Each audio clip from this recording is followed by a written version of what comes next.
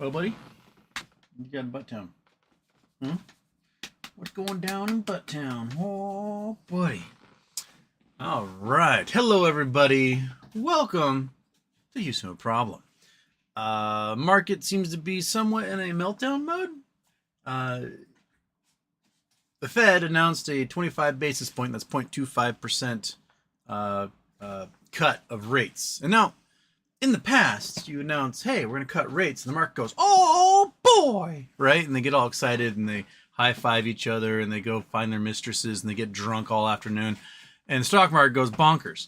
They announced a 25 basis point cut today and the market freaked the fuck out. Tesla's down like $60. The VIX flew 75%. Across the board, everyone's like clutching their pearls and calling their mother. And if you remember 2007, 2008, right? We had all these indicators that things were going bad. This happened back in like February, March 2008. But you know, Lehman goes down, Bear Stearns goes down, and you know, they're like, oh, everything's fine again. And they start cutting rates that summer 2008. And everyone's like, woohoo, they're cutting rates, yay, woo. And they're dancing, they're high-fiving. And then come October 2008, and the entire bottom fell out of the market. So cutting the rates did not solve the problems. And then they had to cut rates like crazy. Cut. So you have this combined with the fact that Elon is pressuring everyone not to raise the debt ceiling and not to pass a budget until after January 20th. And this cat, oh my god. Okay, fat boy, you can go out there.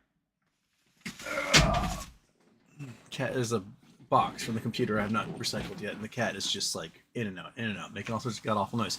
But Elon wants to not raise the debt ceiling, and he wants to not pass a budget, which is guaranteed to crash the U.S. economy. And crash it in a way that we have never seen. The proposals for DOGE, the Department of Government Efficiency, wants to eliminate the FDIC. Cool. We have no bank regs. We have no insurance on people's investments. Awesome. They want to gut the SEC. They want to get rid of the Consumer Financial Protection Bureau. They want to get rid of like National Traffic Highway Safety. They want to basically vaporize anything that's keeping you alive and keeping a giant multinational conglomerate from essentially just vaporizing you on a whim because it made us $10 more. So it's going to get, oh my god, it's going to get so bad. GameStop was doing well. GameStop was cruising 30, 31, blah, blah, blah, blah, blah. Rate cut announcement came out there. It dropped 28. Yeah, it's gonna be rough, dude. It's gonna be rough. There's still a whole bunch of 125s being purchased for January. A whole bunch of like 40s, 41s being purchased for April by like the boatload. We're talking hundreds or thousands in each order for GameStop. So the options chain is definitely like ramping up still. I'm not personally getting in. I've got to, get the little Christmas presents and do those things. So probably that first week of January is when I'm going to start loading up on my calls. And, I'm gambling. I'm playing weeklies because I'm going to do the options run. But probably that first week of January, or first full week of January, like I think the January 10th is the first full week options. I'll probably start buying that Thursday, the 9th. And seeing what I can get going into that next week and seeing, just what we can do. So, boink.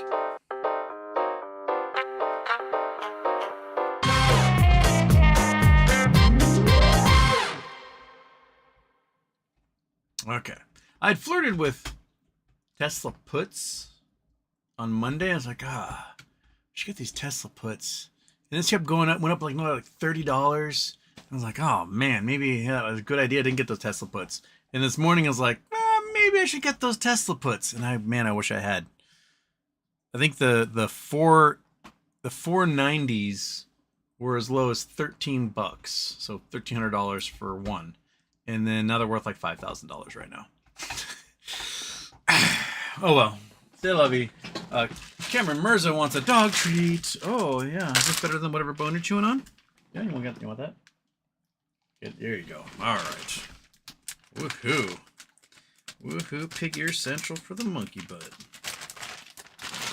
Bam. Okay.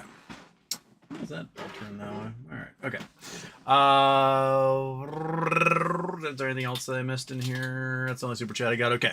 So, Brandon Wells, sup. Brandon Wells, sup. Brandon Wells, sup. No labs. Brandon Wells, so I guess I'm first. Brandon, Interdell, so I'm not first. No labs, they're doing a $300,000 share offering, which is a really puny share offering. It must be someone specific that they're selling them to. And they got their plan approved by the New York Stock Exchange to maintain eligibility and everything. That's all I got. Gather Reed, happy birthday, HW. Feels weird being zen with a historic market crash coming. Have GME be the next Volkswagen squeeze of 2008? Gonna be legendary. Yeah, I mean, you're Canadian, so obviously you guys are like going to feel it at probably 2 to 3 times the rate that we do in the U.S. But man, things are getting so cheap. I should be doing my vacations in Canada again. Let's see here. USD to USD. 69 cents. That's where we are. It fell off a little cliff today. We're sitting at 72. It dropped down to 69 today. The fall off has been quite huge. Here we are at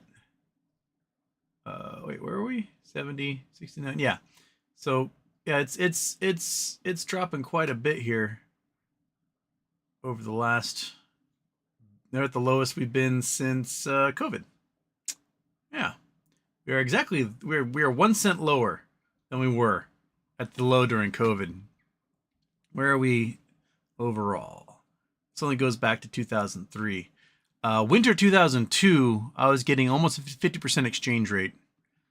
And so that was a year earlier than this. There was a brief period of time during the financial crisis where the Canadian dollar was actually stronger than the US dollar. It cratered and it bounced right back up again in 2011. And Canada does not do well when their dollar is stronger than the US dollar, because that like almost stops all imports from the US, and the US is the largest buyer of things from Canada.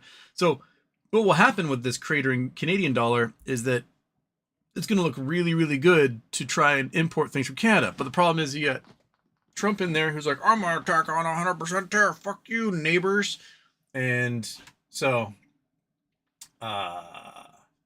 which probably means it's going to have to crater even more to make up for that. Sorry, Canada. But yeah, GME next Volkswagen. Yeah, it is when shit's the fan, GME goes negative beta. When the market's crashing, GME's like, oh, this looks pretty good, and it goes up. All right, Manson. The first billion cash GME had was from an at the money during the sneeze in 2021. Correct? I don't want to say this, but if they say they aren't deleting this year, diluting probably, and we are sure that means fiscal year. Yes, it means fiscal year. Yes.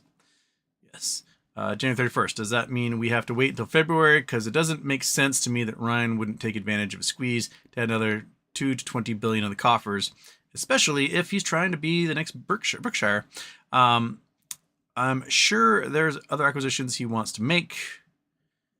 Do you have more you want on there? Nope.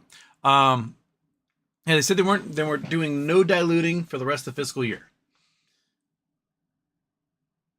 If things are shaping up like 2021, meaning the 4-year swap cycle is correct, the options chain is so loaded right now that when things start to get bonkers and the FOMO starts to hit that second, third week of January, and the stock price, is floating. It's 50, 60, 70, whatever.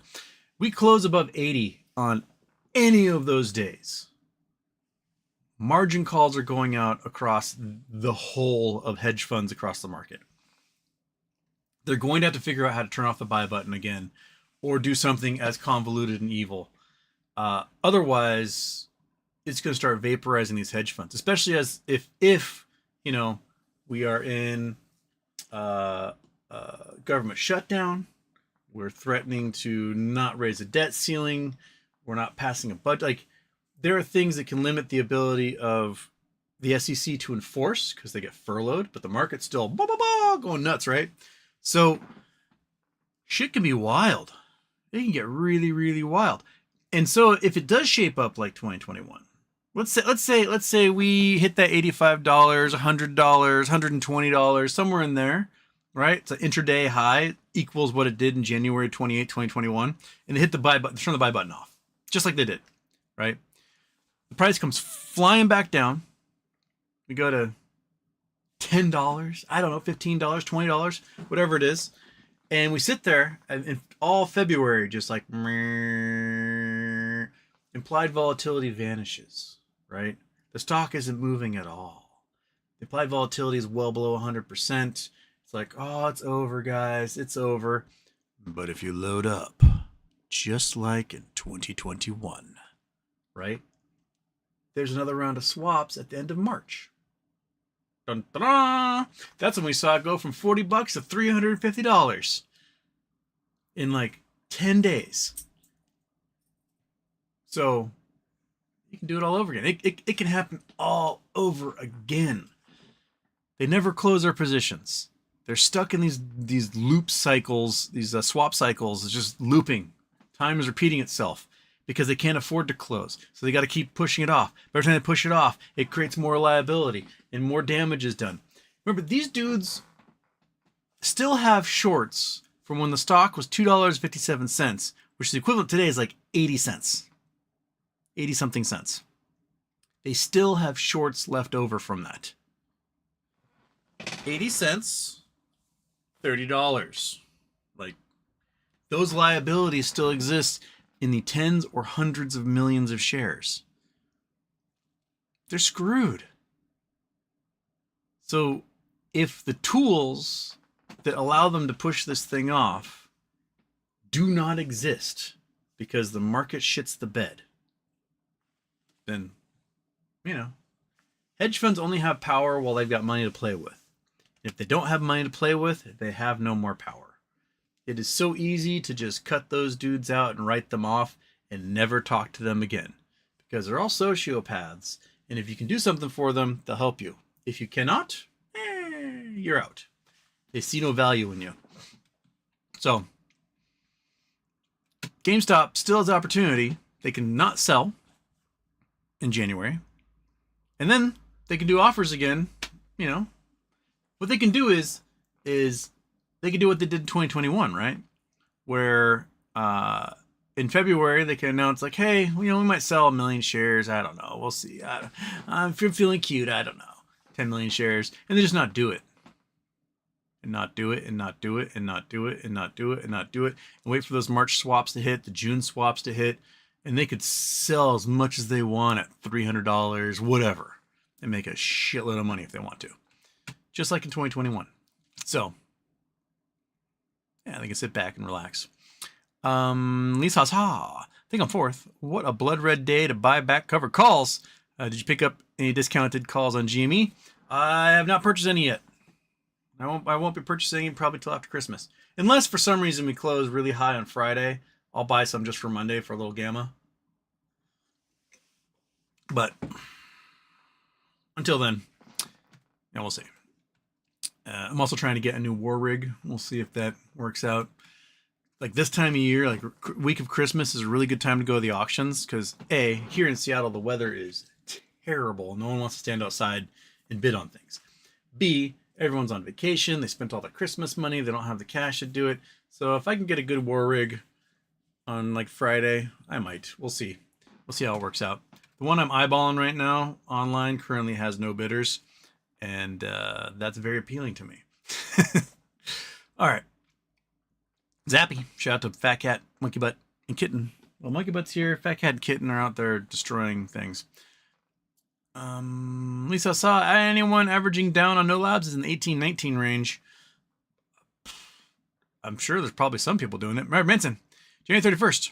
Does that mean we have to? Oh yeah, I read that one. Michael Steegs, hello Houston. Do you think No Labs is still selling stocks? It was a very small offering, so that's like what, 1.2 million shares of volume. What's their volume right now? KNW volume.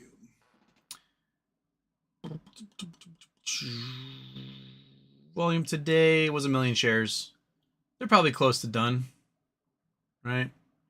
Sitting at 1799 right now. Oh, sorry, 1805 after hours. They might be close to done. I wouldn't doubt if we see an announcement saying they're done doing 1 million volume. And also, they could have just sold the shares directly to somebody specific, if that's the case. Says 54, Houston Wade, the mainstream media is in full distract, divide, conquer mode over the CEOs. Mask is completely off once those terrorist charges came out, plus the CEO hotline. What the actual fuck? Free Luigi. Yeah, so I think the prosecutors shot themselves in the dick on this one. Charging Luigi with 3 counts of murder for single murder is bonkers. I can agree, like, legally speaking, you charge him with first-degree murder because it does seem very premeditated, right? He had a manifesto. He was waiting for him. It seemed very planned out. Terrorism charge, it's not a terrorism charge. There was no terrorism involved whatsoever. Like, if some absolute clown like Dylan Roof can go into a church and blow away 9 people trying to start a race war and not get charged with terrorism, this is not a terrorism charge. Plus, you're going to add 2 second-degree murder charges. Well, there's only 1 murder, so you're overcharging them already. So you're gonna fall into some problems with the court with that. Second, people like the guy. They see him as a hero. He's being painted as a saint.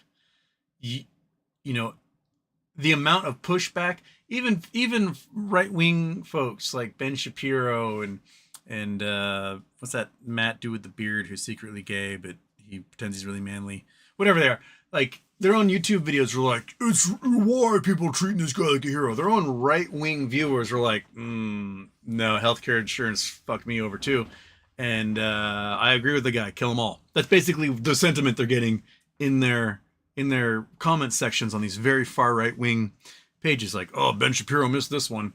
Like, the rich are horrified by it because they realize, like, oh shit, they actually might take us on rather than fight each other. And that's their ultimate fear. So they're creating this hotline, this I'm a CEO scared for my life hotline. And I can guarantee you if that number gets out to the public, that thing is going to be prank called like nobody's business. They're going to be entire AI bot farms just prank calling that hotline, just wasting the state of New York's time. I guarantee it. They'll be calling and calling and calling and calling and calling from new Google voice numbers and all sorts of this day in, day out. The fact that the state of New York will pay cajillions of dollars to create some sort of CEO protection task force, but then don't give a shit about your kids getting blown away in school. I don't know if anybody in here are teachers. I know a couple of you are professors at least. The worst day of the entire school year, as someone who's taught at colleges, I haven't taught at anything lower than that, is the active shooter drill day you got to do like during spring break. Come into school, think, oh, I got meetings all day, and then some like former Navy SEAL comes in all tatted up with a big beard, and he's like, all right, folks, there's an active shooter in the school. What are you going to do? And they talk about, making tourniquets and like creating traps and the fight or flight and like, barricade and fight for your life and, talking about how you can use your belt to tie off the door piston so they can't open the door. And it's just the fact that they want to they need to push that information into my brain rather than like do something about mental health or school funding or, licensing weapons or making sure kids don't get access to guns and things like that. is mind-boggling. And so in my opinion, don't shoot the kids, shoot the CEOs. At least we'll have like something we can high five each other over. It's dumb. It's gonna backfire in all their faces, big time. And it's and not addressing the concerns behind it is probably the biggest faux pas that the CEO class could possibly do. Is like, the grave concerns that resulted in a man getting shot and the entire nation rejoicing. Maybe perhaps we should address that and make it so they don't want to kill us. That seems to be a reasonable like just putting more security around yourself and doing the same ass clown practices. The problem is that security, they're on health insurance too, and it sucks, right? If one of those, ex-Navy SEALs or whoever you bought as private security, they've got a kid that's got leukemia and the health insurance is getting rejected, that dad's gonna go full commando and just go bonkers. You'd be Schwarzenegger.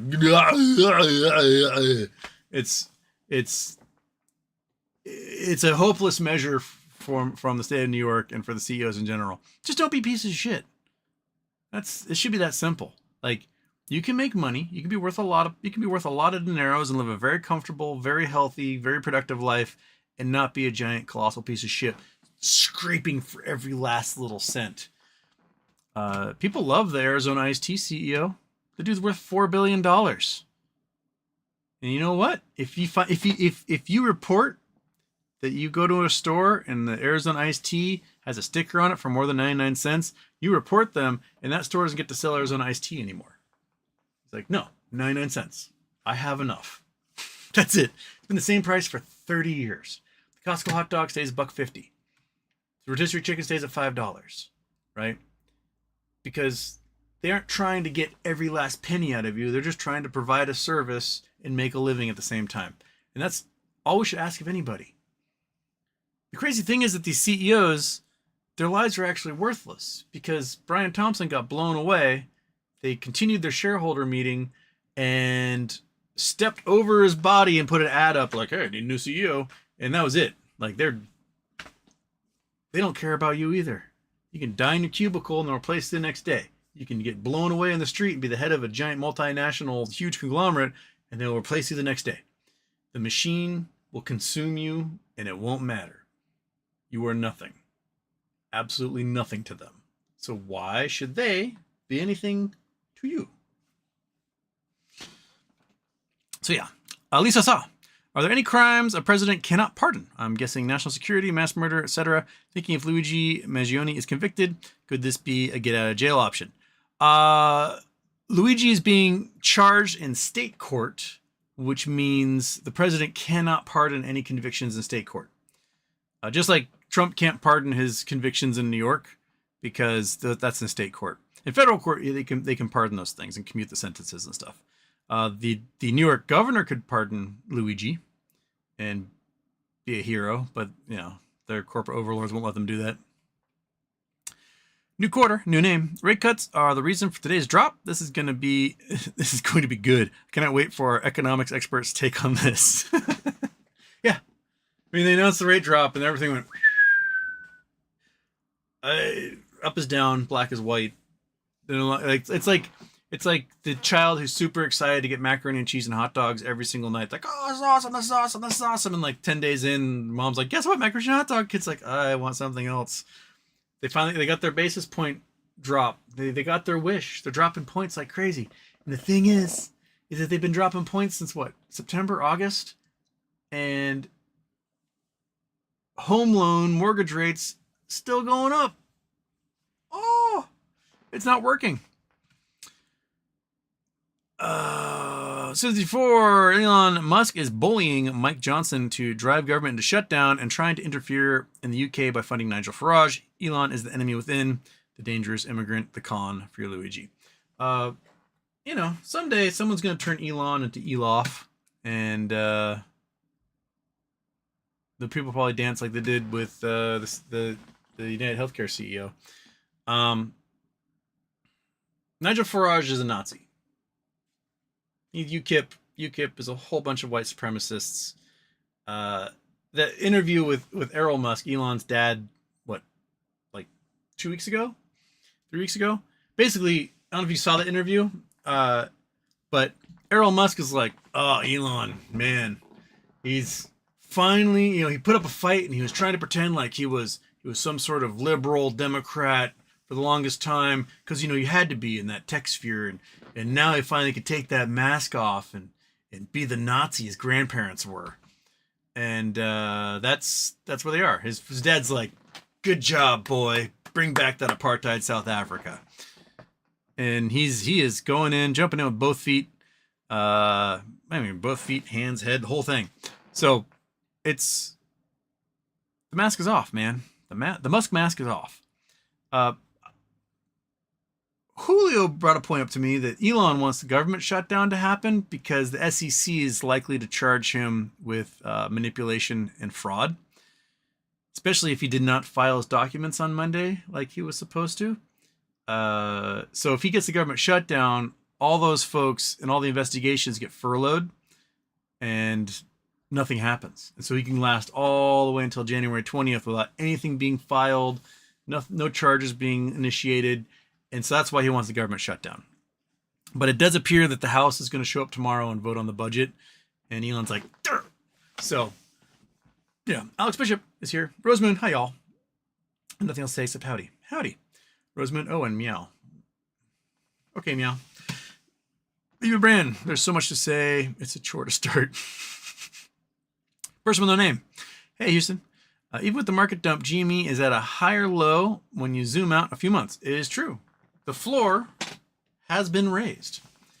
So accept that. Alexander K. Happy birthday, Houston. Thank you. Person with no name. I think we go back up tomorrow on GME, or do you think we're in market crash mode? Energy dropped hard with the SPY.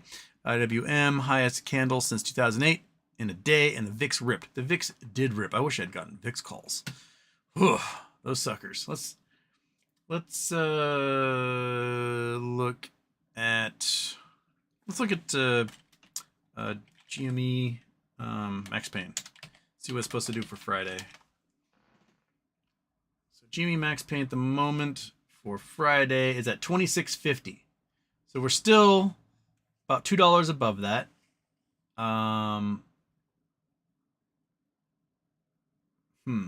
It's still $20 for the 17th though. Oh, mama.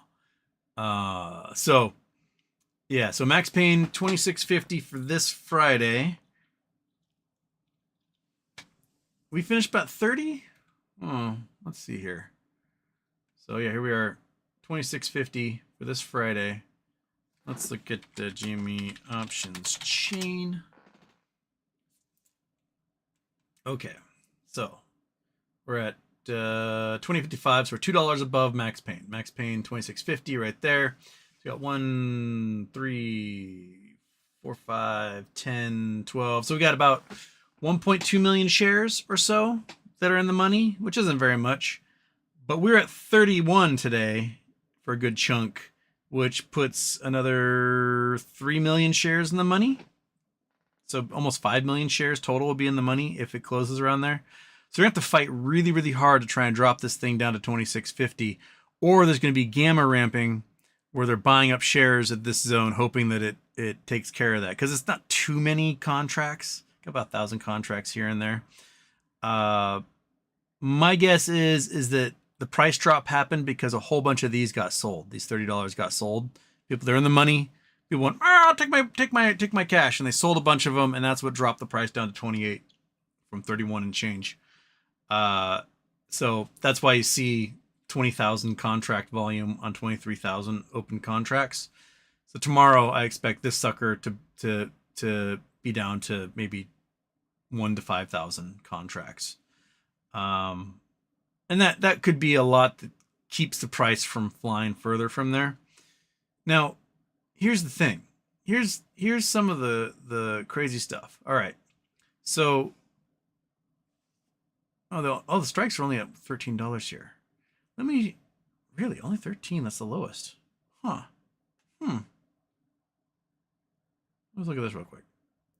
Okay, we got some threes in there. Oh man. Okay, so in November there were $1 options for the monthlies on November 15th, and there's a very weird thing that was happening day of expiration on the 15th, where those $1 contracts. And I forgot what the stock price was. It was like $29 or $30 or something, and the $1 strikes were like $27.50 the day of expiration. So you buy those for $27.50, and then you pay $1 per share, so you're out $28.50 on a stock that's trading at $29 above, and you're getting a discount. Is there a whale? Is there a whale out there? Oh, whale, are you out there? Is there someone who wants to buy a whole bunch of GameStop shares, wants to buy an absolute buttload of them, say January 17th, and they purchase thousands, tens of thousands of contracts of that $1, $3 strike price on January 17th that they might get for a screaming deal? Like right now, the ask $28.95. So that means right now, a month out, there's only like a 50-cent, 40% premium on top of that. So the price is almost equal on that ask side. That's nuts. That's really nuts if you think about it. So as data decay happens, you will see that week of that these things might actually become cheaper than just buying the open shares on the market. Think about that. Think about that next time you want to make a big old purchase of 100 shares or more. You might get like a 5% discount, even a 10% discount by purchasing in the money, deep, as low and cheap as possible in the money options as you possibly can at $3 or even $4. Psh, look at that. Basically same price.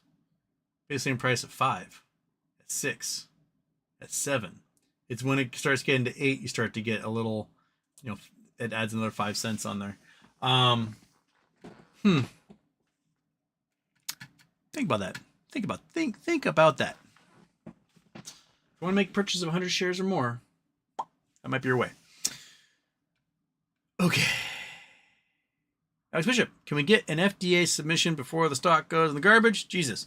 Probably not getting it till next year. That was with that interview that someone sent me from 6 months ago on a channel no one's ever heard of, from one of the main engineers. Was like, prove the device works. Now we're trying to get our algorithm to work. So once we get our algorithm locked in, then we're sending that to the FDA, and that's probably winter 2025.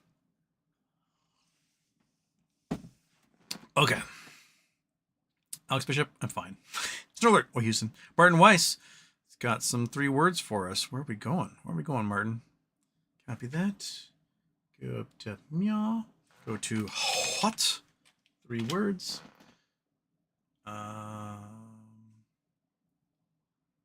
Bam. Wait, come on. Paste that. Control P. There we go. Are you actually going to give me my... Oh, you're going to give me my thingy now. Okay. Balls Pyramid. What in the world? Balls Pyramid. So we are on half an island here. Out in the ocean. Where out in the ocean is Balls Pyramid? Lord Howe Island. Okay. We are between Australia and New Zealand. Huh. Balls Pyramid. Interesting. Okay, that means we should probably pull it up on here.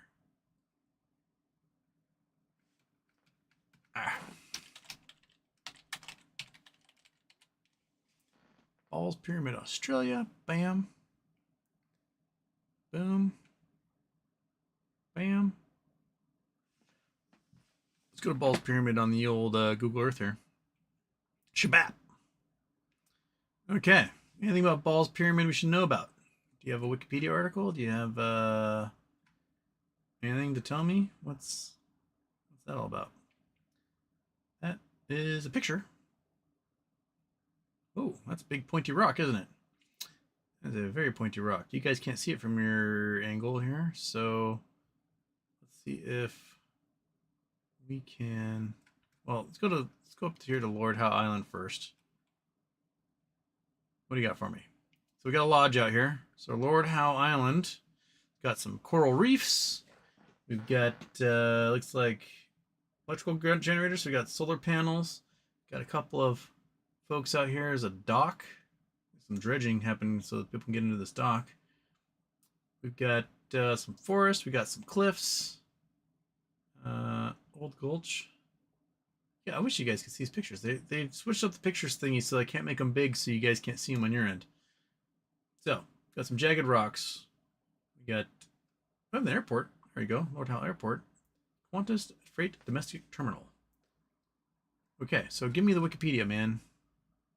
Show me what Lord Howe Island is all about. And we're not giving me sorry, I've not done this with the new computer yet, and I'm not seeing where okay, that's borders and labels, places, oh, photos. Bam. There we go. Okay. Roads, weather, more? Wikipedia, that's what I want. All right, there we go. Okay. Lord Howe Island. All right. Full article. Lord Howe Island is a irregularly crescent-shaped volcanic remnant of the Tasman Sea between Australia and New Zealand, part of the Australian state of New South Wales. It lies 600 blah blah blah blah. Along the west coast, the sandy, semi-enclosed, sheltered coral reef lagoon. Most population lives in the north, while the south is dominated by forested hills rising to the highest point of the island at 875 meters, 2,871 feet. That's pretty steep for such a tiny little island. Comprise 20 islands, islets, rocks. Apart from Lord Howe Island itself, the most notable of these, volcanic uninhabited Balls Pyramid, about 23 kilometers out. The cluster of 7 small uninhabited islands, an Admiralty group. Okay. First port sighting happened in 1788. Lord Howe Island Group, New South Wales, blah, blah, blah. Bioregion, subtropical, prehistory, first repeat visits, settlement, trading provisions. Extinct white Guinule, a drawing made in 1788. So these probably ate these things to death because they're probably naive little flightless birds. Okay, I'm going to look at Balls Pyramid here. Balls Pyramid. Balls Pyramid. That's the picture that was showing. Look at that spiky thing. Holy snakies. That is an uninviting giant spike. Wait. Oh, I go back up here. Uninhabited islet. Look at 20 kilometers south. Blah, blah, blah. Steep, rocky basalt outcrop is the eroded plug of a shield volcano and caldera that formed 6.4 million years ago. It's 572 meters tall, 1,877 feet, while measuring 1,100 meters in length, only 300 meters across. So it's 3,000 that way, 1,000 the other way.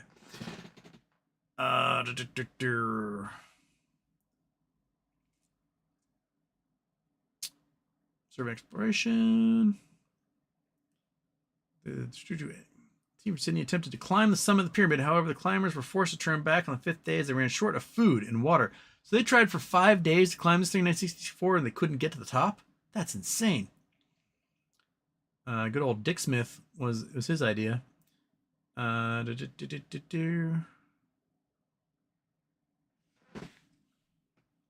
Oh, he didn't even get to go on the trip because he went on the trip but didn't get to climb because he had an operation.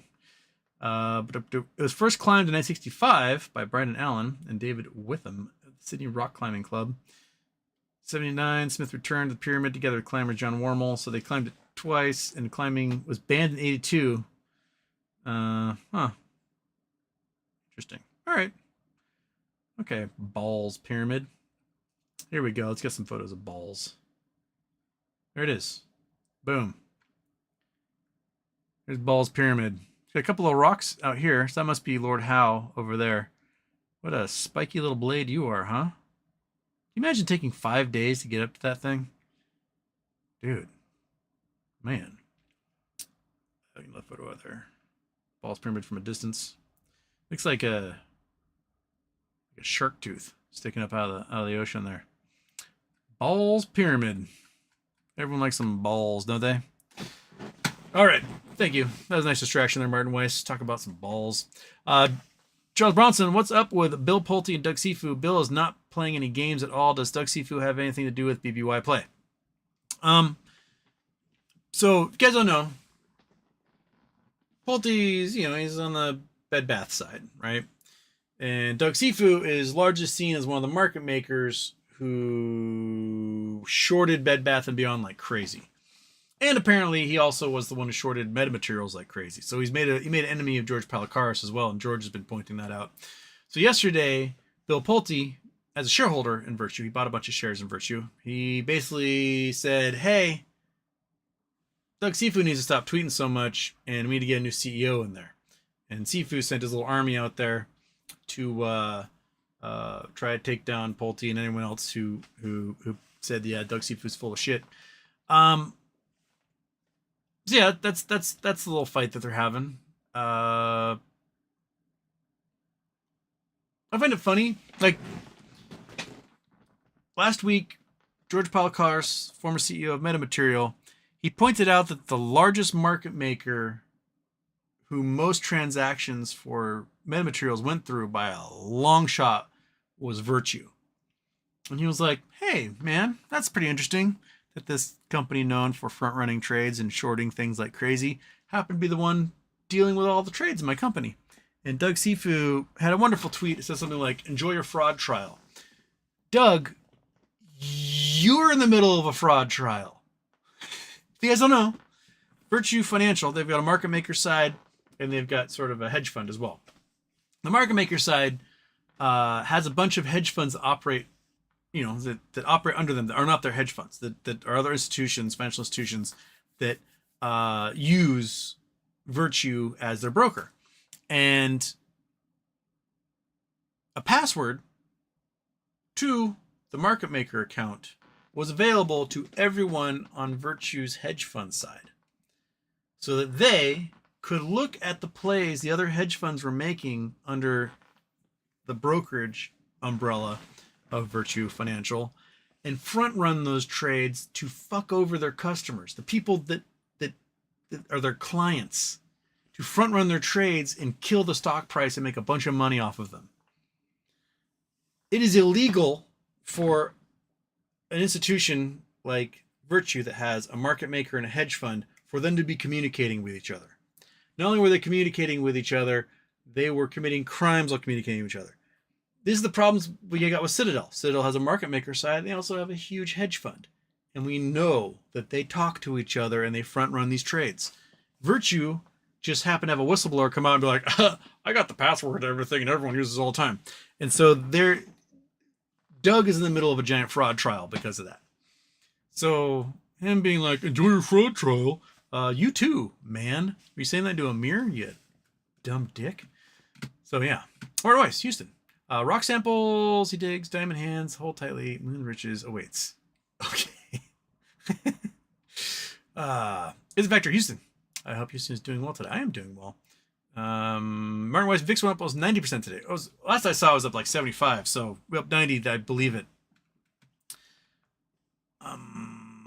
Charles Bronson, BBBY and BBB Baby emerged again not too long after bankruptcy in time for 2023 holidays and made money, still is making money. Why are people worried RC missed 2 Christmases in a row with a new company not emerged yet? Because the baby that is there is a shell of the former baby. Now, I used to have, 500, 1,000 storefronts across the country plus a web presence. And now there's just a web presence and they're shutting down all the stores. So people like to be able to touch things. That's the thing about having storefronts for a lot of stuff. You can go and you can feel the towel and be like, yeah, I want this towel. Or if you buy a towel online, you get it and like, I don't like this towel. And you gotta send it back and wait for another towel, right? If you're buying stuff for your baby and your precious little angel, and your firstborn is the one that like you coddle, right? Everyone knows the firstborn, you protect their little necks and their heads and whatever. And by the time the second one comes along, you're like, yeah, you're on your own, buddy. But you're going to want to make sure you have the device, the machine, the stroller, the baby walker, all that stuff is going to be like the best, right? You want to go check those out. You don't want to like get Temu baby strollers that will fold in on themselves and crush your baby, full of melamine or something. So having storefronts is really, really, really, really, I think, really important to facilitating that. Even if they aren't purchasing stuff in the store, it's nice to have a store, but they can touch it, and then they might order online later, right? So those things are kind of stuff we want to look for. And the fat cat wants in. Do we have done in a while? You know what we haven't done in a while? We haven't done this.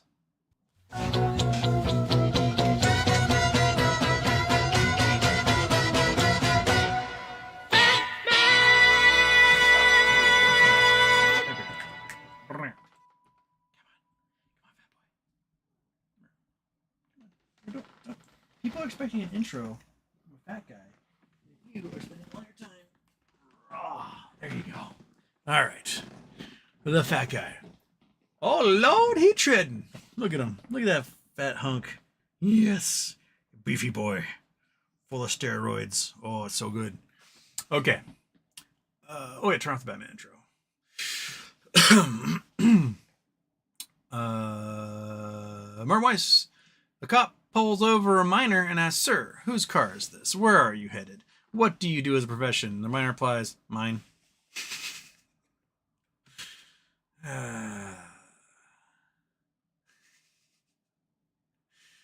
Dimnius, Houston. Did you see Russia calling the assassination of their nuke chief an act of terrorism? Meanwhile, I'm sitting here thinking, you're at war, you dunce. What did you expect to happen?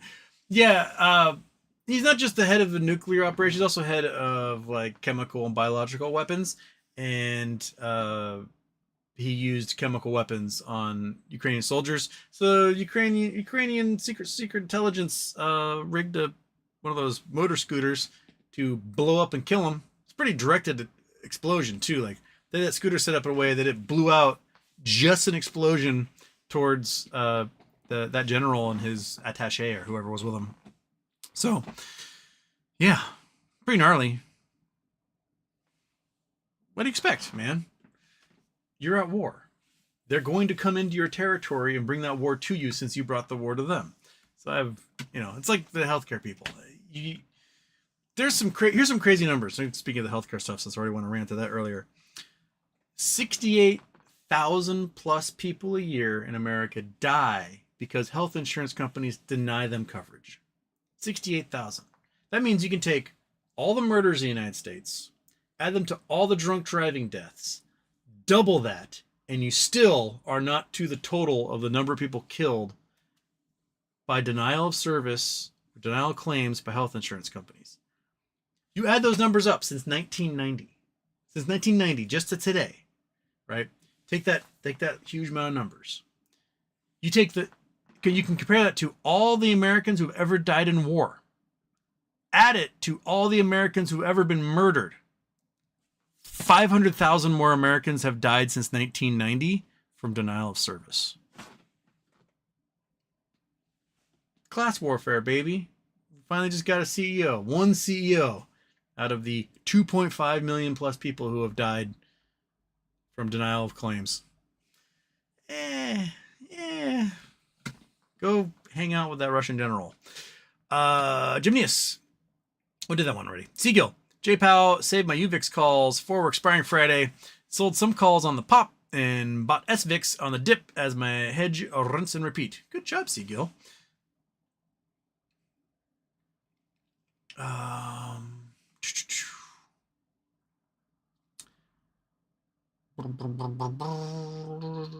Oh, got some more 3 words from Martin Weiss here. Might as well, right? Okay. You go off. Where are you? I need to scroll down. Chrome. Off. There we are. What 3 words? Bam, bam. Bam. Composites compensate. Okay. We are a lot of trees. There's a road here. It's a road. Looks like the road's pretty overgrown. So a lot of trees. We have a lake reservoir. Brewery, Skowie, Voda, Hoja, Hoda. So we're somewhere where they speak in Cyrillic. Or right in Cyrillic. We are in Manchuria? Looks like we're in Manchuria. So we're on a big giant reservoir in the middle of Manchuria. What could possibly be there? I don't see anything poking out there. Anything there? No. Okay. You just randomly threw some words in there? So when does it go from Russian to Chinese? So it's in Chinese here. So this must be the border along here. So this is former Chinese Manchuria. Whoa, what are you doing, man? It just took away my... Did I use up all my satellite photos I'm allowed to use or something? It was like, you don't get to use satellite photos anymore. So yeah, so this is all Chinese Manchuria that was taken by Russia after World War II. And my guess is going to become part of China again in not too distant future. Probably all this will be part of China in the not too distant future. So hope those Russians bone up on their Chinese, because the Han Chinese are going to come in there and they're going to take over just like they did in Tibet, just like they did in Sichuan, everywhere else.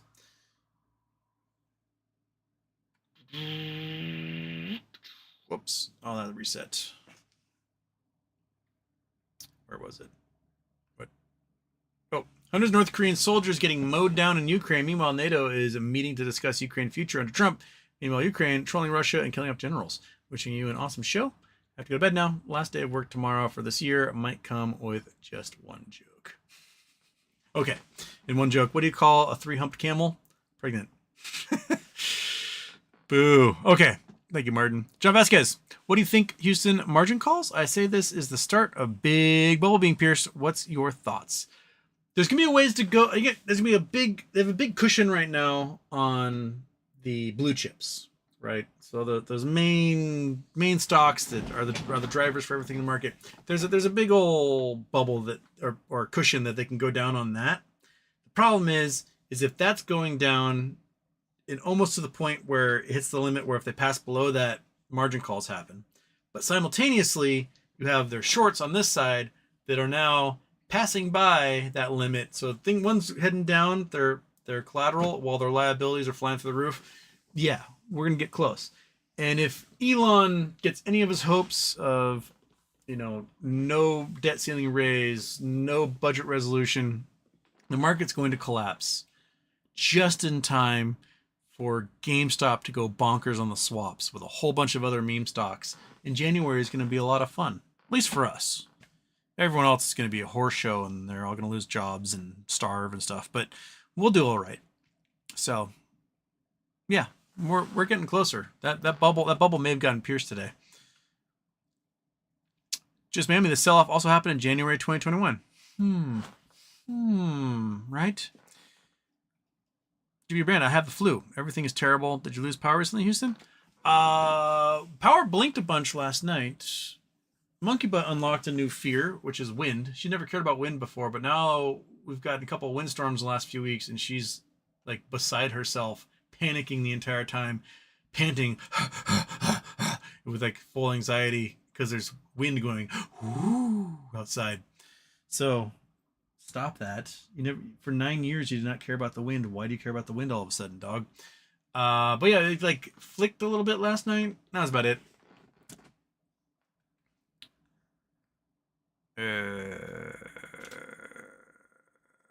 BDB Brand, error occurred. Please try again later. Playback. I don't know what that means, BDB Brand, but all right.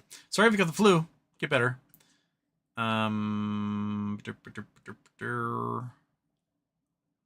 Alex Bishop, maybe it's just year-end selling for tax purposes. That could also be true.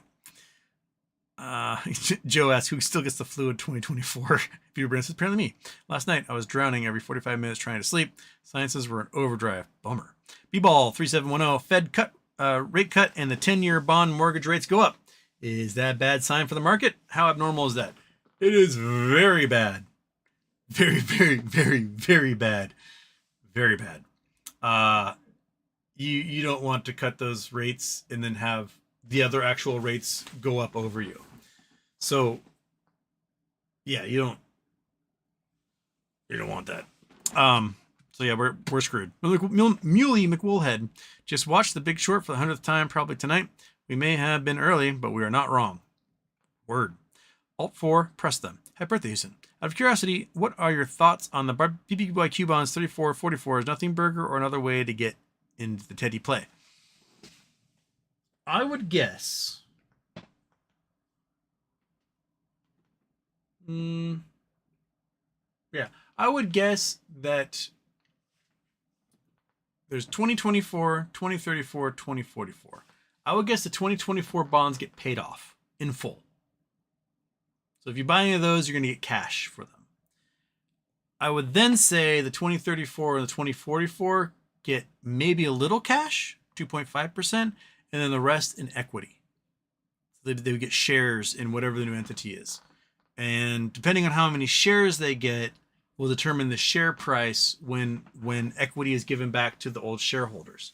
So let's say you bought a 2044 bond. I don't know, what are they selling for? Like $2.50 or something ridiculous like that. So you get $1,000 bond for like $2, maybe $20. I don't know. I haven't looked at them recently. And then you get $25 in cash. Okay, not so shabby. And then you get, I don't know, 20 shares. You go, wait, what? That put the shares at like $45 a share, maybe $50 a share, close to that. So you get 20 shares for that, valued at about $50 a share, and everyone else gets their shares back. And 44, 34 bonds, they cease to exist. The debt is gone from the company. It reemerges with, bondholders having, who knows how much. Let's do a quick little calculator here. Might as well throw all the intros going in here, right? Boing.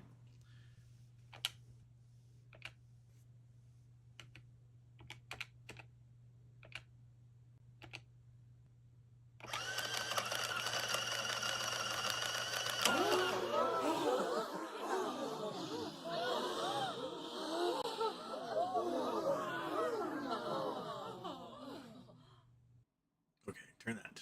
Go there. Turn you off. Calculator. There we are.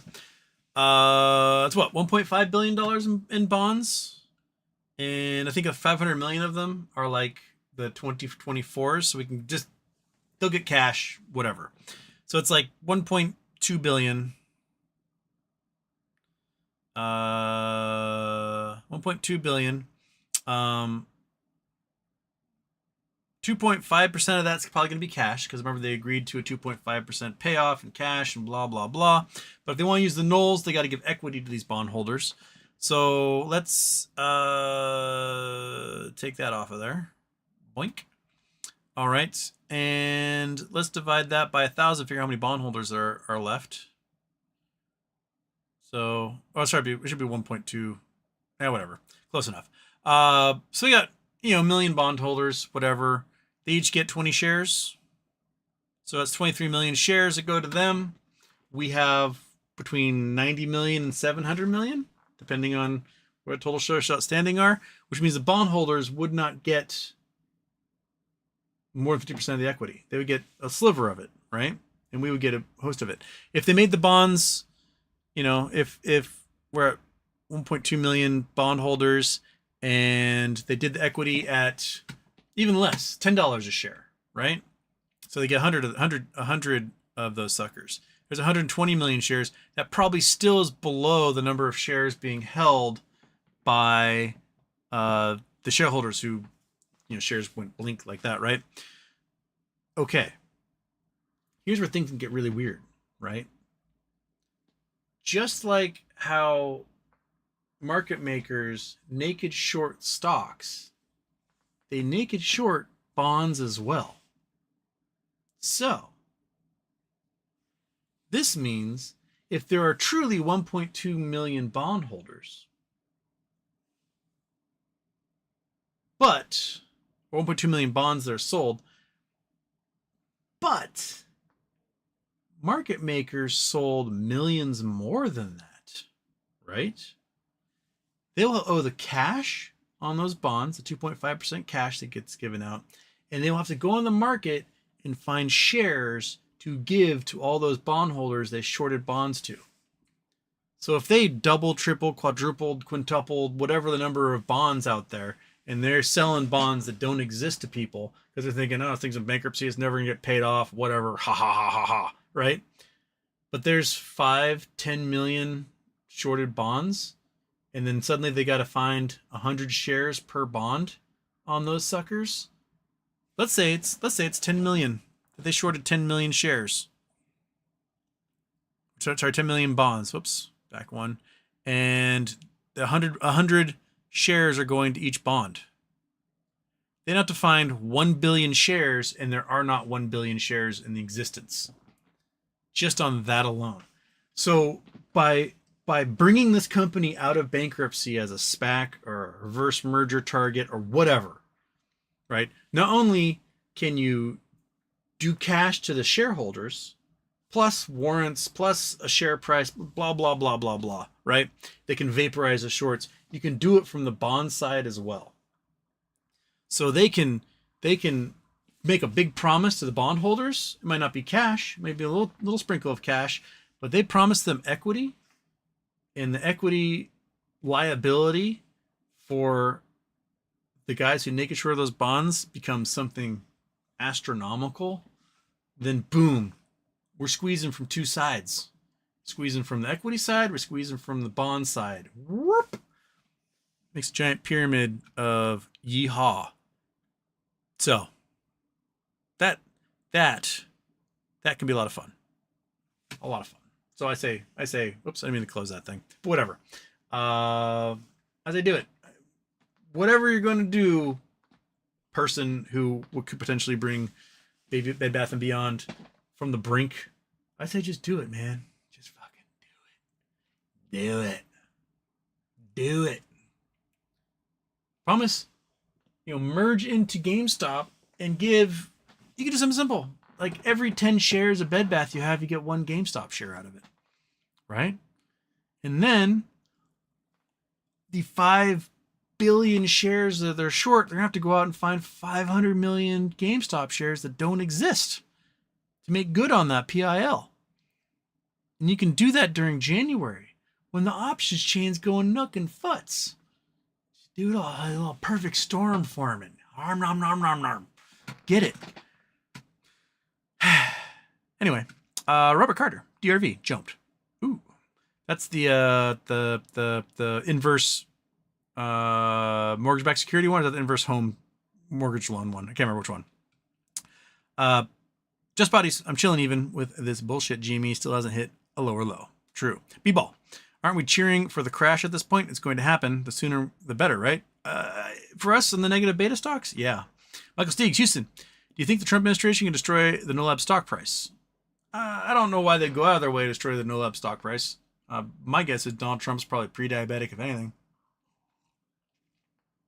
So he'd probably want to know what his blood glucose level is without having to stick needles in him. I'm sure that guy hates having needles stuck in him. He's a narcissist. MS, Houston.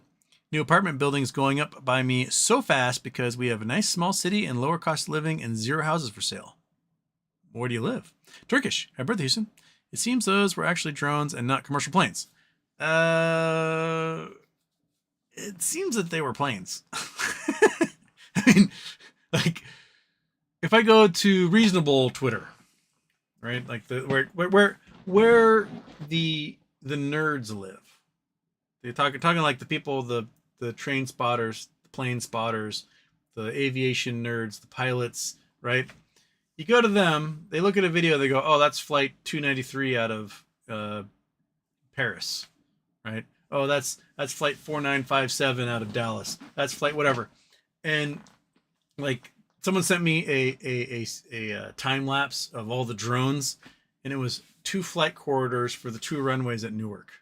That's all it was. It was just one after another coming through, going to Newark because there's 2 runways. So I'm sure there's a couple of drones up there. Someone piling around, having fun with their little drone, but they're not flying massive amounts of drones over the most densely populated state in the U.S. They're just fucking planes. 99.9% of them are going to be planes. There may be one DJI flying up there or something. They're just planes, man. They're just planes. You want to know how good those plane spotters are? Do you guys remember this summer? Did a couple shows in the yard because it was like a million billion degrees in the office. The yard had a nice shade and a breeze, so we went out in the yard, did a show. And one of the days of the show in the yard, a very loud helicopter flew by, and I looked up at it. One of you, you know who you are, sent me a message showing me that the exact helicopter it happened to be an Apache, by the way, and accurately guessed which of 3 houses I lived in. That's how good the plane spotters are. So when those plane spotters tell you exactly which flight that is that you're looking at, believe them. They know. They know where every plane is. They know all the tail numbers. They know it all. So they know if they're 5 minutes late, coming in early, etc. They're planes, man. They're planes. Joe, is YouTube down? I don't know. I'm talking. I might be talking to no one right now. I am an hour behind in the chat, so yeah.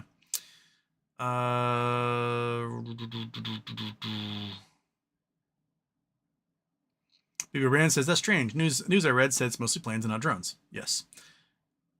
Fabrizio, will you take Putin's cancer vaccine? I have my doubts that Putin has anything that works. Their own COVID vaccine didn't work. So, I mean, there are cancer vaccines out there. Cuba has a proven effective lung cancer vaccine. But for some reason we won't, because of our, our hatred for everything Cuba in this country, we won't allow them to market it here in the United States that people don't die from lung cancer because, screw communism, right? If they have an effective cancer vaccine, it'll get tested by the FDA and we'll know or not. Then again, if we've got Ding Dong, RFK Jr. in charge of FDA, who knows what's going to happen.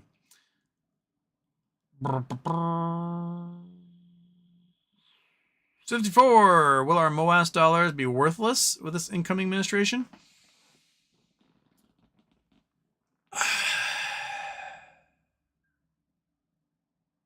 A lot of them will, eventually. The hyperinflation probably won't kick in right away, so you may want to diversify into multiple currencies or into gold or into things that will be somewhat stable over that period of time. That's probably a good way of looking at it. Or you just dump it all into the blue chips as they crash, and those blue chips will highly reflect the hyperinflation that would come from it all. So, something to look at. Time to twiddle ballsack. Michael Harrow. Can't Adam Aaron screw up a squeeze by diluting because AMC is part of the basket? They can try. But I think AMC, at this point, no one gives a shit what happens to them. There's a few people that have their sunk cost fallacy in AMC, but they're all down 99%. And you can't reason with them. If you're still in AMC being like, it's gonna squeeze, you're done. Adam Aaron ruined any chance for that in June 2021, and then doubled down and ruined it again when he purposefully messed up his ape shares. So it ain't happening. It ain't happening, man. They're so far in debt. At this point, they sell at 50 million shares. They make $250 million. Woo! Right? That doesn't even pay down 5% of their debt. It's like they're vaporizing their stock value and not even taking care of 5% of their debt. It's shameful. Like, if you're going to dilute, you dilute when the stock price is like $70. You don't dilute when the stock price is $4.30. You let it squeeze, and then you announce a share offering. Or you announce the share offering now and don't sell anything for a year or two. And then when it does squeeze, you can sell, right? You reserve the right. But instead, they're like, we're going to take 50 million shares and hand them to Goldman Sachs, who is just going to sit there and they can do whatever they want with them, which is use them to lend out, use them as locates for cajillions of short hedge funds, and vaporize the stock. Adam Aaron is so bad at this.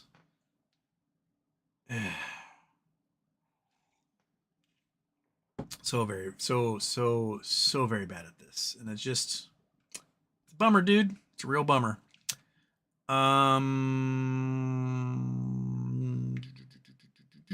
Just Miami shutting down the government before Christmas helps who?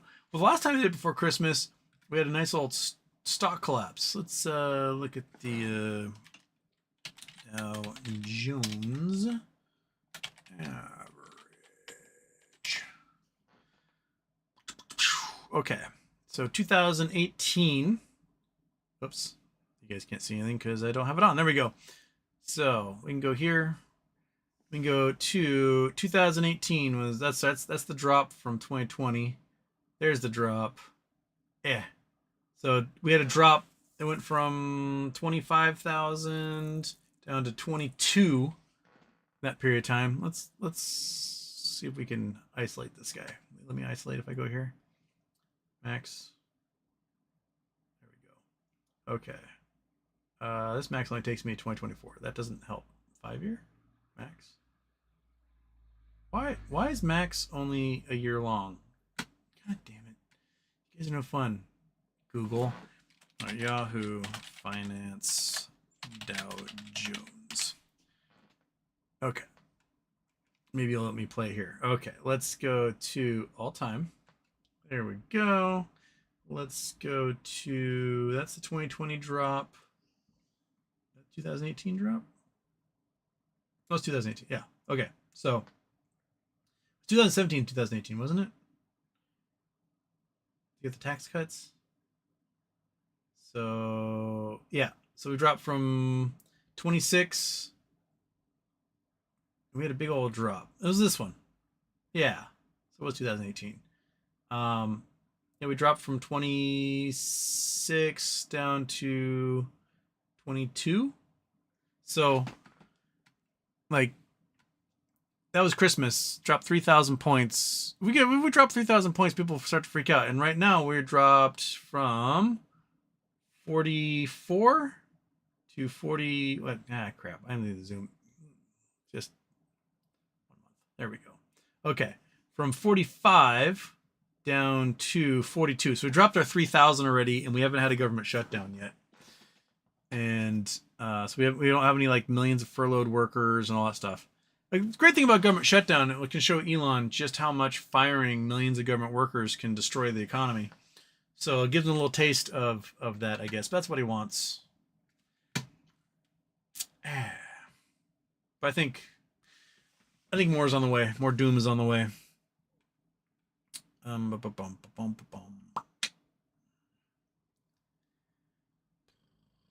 Amanda Rogers, I used to work at Wells Fargo a few years back. I remember you. Really? With the Bainbridge branch or the Seattle one?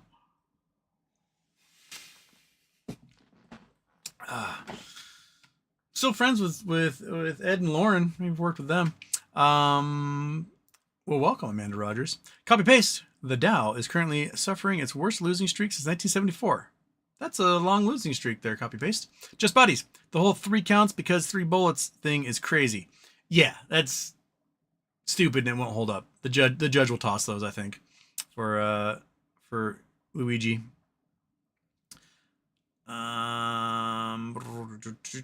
Turkish says unless it's down 10% of the day, meh. We might get to that point. Just Mammy, 30 days of SPY gains were wiped out in 1 candle today. Yeah. MS Houston, the net worth amount that it takes to acquire and then forget how poor people live ain't much. Lots of pulling up the ladder and not looking back or caring. That is also true, MS. That is very true. It is like you get comfortable and you're like, this is how life should be. This is how it is for everyone else. And you just don't realize what it's like. And I think it's a little different for folks that didn't come from much than it is for folks that came from things. If you are inheriting your wealth, there's a good chance you have no idea what it's like to struggle, not know where your next meal is coming from, how you're going to pay your water bill, electric bill, rent, car payment, insurance, etc. Right? You get that, your dog gets an abscess. And you're like, shit, it's going to die of an infection. You take it to the vet and you get a $400 bill and you're like, that's all the money I had. It's gone. So now I can't buy food this week. Like, things like that can happen to folks in a blink of an eye. And when you get that level of comfort, you can kind of forget what it's like for folks who are, getting by on a little bit. Like, half this country survives on probably $2,500 a month or less. Half this country.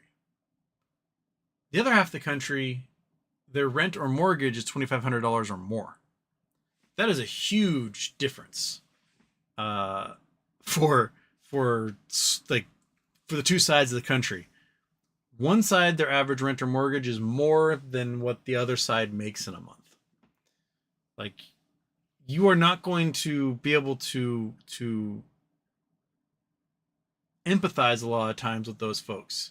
You may be able to sympathize with them because you may at one point in your life experience that. But yeah, there is a lot of ladder pulling behind those guys. There's a lot of folks who like didn't do it on their own, but they'll live as though they did. I had a boss who was working in a bar, and the bar was founded by the parents of the wife. They were university professors. They owned this big chunk of land here in town, and they wanted to develop into condos, but the land was zoned commercial, so they had to create a commercial element. So they created a restaurant on the water, and then they were allowed to build the condos as the other part of the property.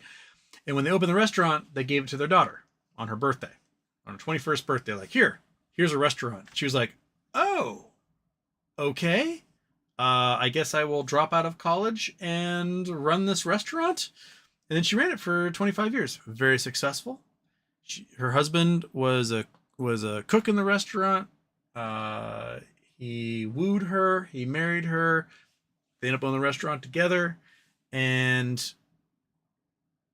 I remember one evening, I flipped this guy shit because he was blowing smoke all the time.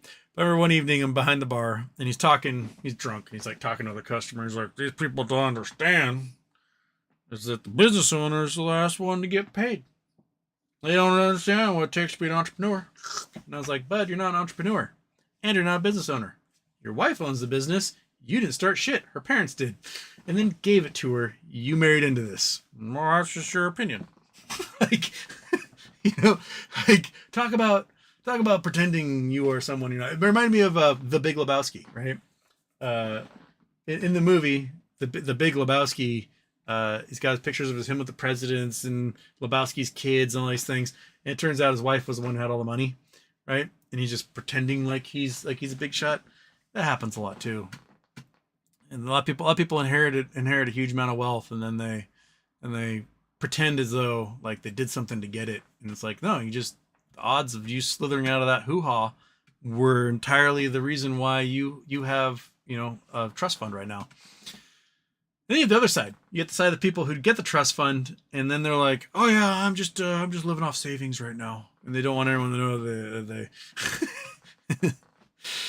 wow, you don't have a job, you live in a nice apartment. Oh yeah, I'm on fun employment, just living off of savings.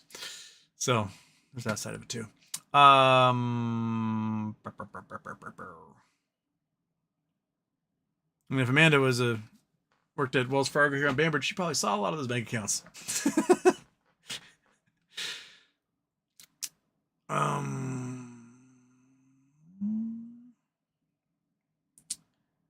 Dig Dug Doink. Shout out to Ungulates. New brand. So at 1:55 Eastern time, someone pulled the make market go down lever and left for the day. Seems about right. Oh crap. I'm a super chat. Ace Ventura, what if the US? Yes. What if the US? Just mammy, look at the time. Oh, I don't have to work this evening, so I'm good. Julio, but thank you for reminding me. I'm not working, so I'm okay. I can go for another hour. Or actually I can go for another 40 minutes. That's what I can do, because I promised I was going to go help my mother figure out how to print her Christmas cards. Because every year she doesn't remember how to do it, and every year I show her, she goes, oh yeah, that's right. So I'm going to do that, and then, I don't know, steal dinner from her or something. Okay. Or ungulates, pals. Dick Dog Doink. First Luigi trial, mistrial. I could see a hung jury or straight up jury nullification. Basically, everyone just votes him innocent, and then that's it. Done. Over. I'm sure there'll be lots of talk amongst the jurors about jury nullification. There'll probably be some Karen who's on the jury who's like, "Excuse me, judge, the jurors are talking about jury nullification," and then there'll be a mistrial. So if you are in New York, or you have friends who are in New York, or family in New York who are potential jury pools for this, educate them on jury nullification. Jury nullification basically is, yeah, we know he did it, but you know what? We're okay with that, not guilty. And they just wipe out the ability to charge him ever again. Which is better than a mistrial. Mistrial is just, it's going to happen again and again because they want to make an example of him. But if you nullify that jury by just voting not guilty, all 12 of you, then it's done. That's what happened with the murderer on the subway who strangled the homeless man to death. Jury nullification happened with him. They were like, you know what? Yeah, he did it, but we're okay with that. And they nullified the jury. Same thing with what's his butt? The high school douchebag who shot those guys in Wisconsin. Rittenhouse. Jury nullification. They nullified that jury by maintaining his innocence, even though he fucking did it. So yeah, you can nullify this jury. So if you have friends or family in New York, tell them to bone up on jury nullification. Be a hero for the community, right? If they get called into serve on the jury, you know, and they get asked questions by the defense or prosecutor as to why they should be on the jury, or you know, if they know anything about the case, be like, I mean, I heard of it, but I don't really pay attention to the news that much. Like, they ask like, hey, have you ever had a problem with your health insurance company? Be like, no, they seem to, it's been all right. Like, I don't have any complaints.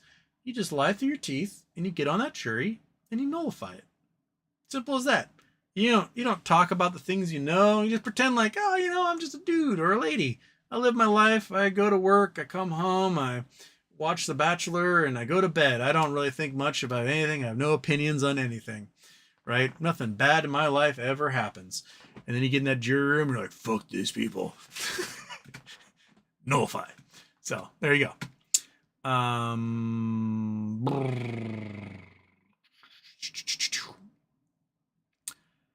Would not Honda and Nissan to merge yet? They're in definite merger talks. Japan's had some issues with their automakers. So you had your big ones. You had, you know, Toyota, Honda, Mitsubishi, Nissan, Fuji Heavy Industries, which is Subaru. So you have those big five. Yes, you had like Daihatsu and a couple others that were ancillary. They got gobbled up. Toyota doing just fine. Honda doing okay. Mitsubishi fucked up their marketing in the early 2000s. Absolutely blew it. Blew it so bad. Mitsubishi was on top of World Rally Racing. They were the perennial winner of the Paris Dakar race that then became the Dakar Rally, which is down in South America after a whole bunch of terrorists and things were in the middle of the Sahara Desert. With their Pajero Montero model. And then they just pulled out of racing, right? They pulled out of racing, then they pulled the cool cars out of the US. So no 3000 GT, no Eclipse, no Montero, no even Montero Sport, right?